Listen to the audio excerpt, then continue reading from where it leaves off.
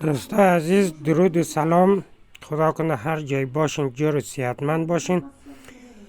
دوستای عزیز، دمی تیک تاک، دمی فیسبوک، دمی اینستاگرام میبینم همه چسبیدن در جان فرهاد دریا و نمیدانم آریانا سعید و داود سرخوش و اینا را دشنام میدن. میگه پول مردم جمع کردن و بردن چی ساختن، مثلا کندو ساختن، چی کار کردن نکردن. ولی ما میگم دم از اونا گرم که همو قدر کده. اگر تویی که از دستت این کارا نمی آیا، مثلا برو خجالت بکش، شرم بخور، مردم قدر دشنام ندی.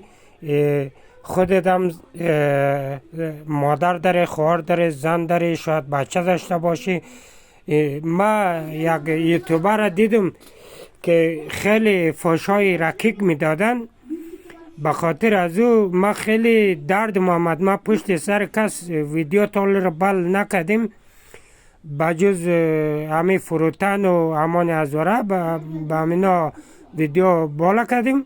اما حال با همه مردم میگم که شما خود شما که از دل شما پیسه نمیاد، چرا مردم نمگذارین که کار خود بکنن برای همزو مردم یراد که حال مدت 3 ماه شده که زلزله گذشته. اما شما چه کردین؟ بیدم کار کرده خود نشان بدین که ما اینی را کار کردیم. فرهاد دریا از ما کده کم کار کرده. او زمان اعتقاد شما بجا میشه. حالا که شما من در فضای مجازی رقم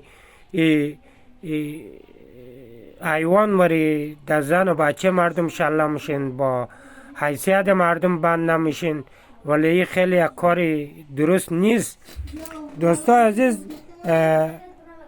ما خودم یک هزاره هستم، ولی همه اقوام افغانستان نور چشم ماست. ما قوم پرست نیستم مثل همانی هزاره و مثل مثلا نمی فروتن و چند کسای دیگه. ولی ما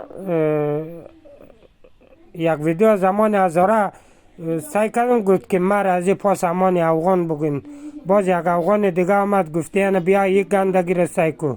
با قوم خود چی شدی که یک سک 2 سک داشتم، یک دیگه اضافه شد که 3 سک. خدا سگ ما را مثل امان وری جور نکنه، فروتن وری جور نکنه. ولی ما شما باید منطقی گپ بزنیم. فرهاد دریا مثل سایر هنرمندایی که پیسه جمع کردن رفتن که مردم ها را از سرما نجات دادن، ما خودمان قلبا سپاسگزار هستیم از اونا. به خاطر از اینکه ما نه کار کرده تانستم، نه میتونم من بکنم چون توانش ندارم. اما گبم نمیزنم، سپاسگزاری میکنم. جهانی تشکر از اونا که همو قدر همت کردن، همو قدر که در فکر اونا بوده. این قابل قدر است، واقعیت قابل قدر است. دوستان عزیز، جهان سپاس. ویدیو ما تا این قدر بود. هموطنای عزیزم میگم که به همزی دو و دشنام و همزی تأخیر دست ورداره. چون ما دمی کشورهای هستیم بیزم تأخیر میشیم، توهین میشیم، به عزت میشیم، به آبرو میشیم. کس منو مثل یک پاشه حساب نمیکنه.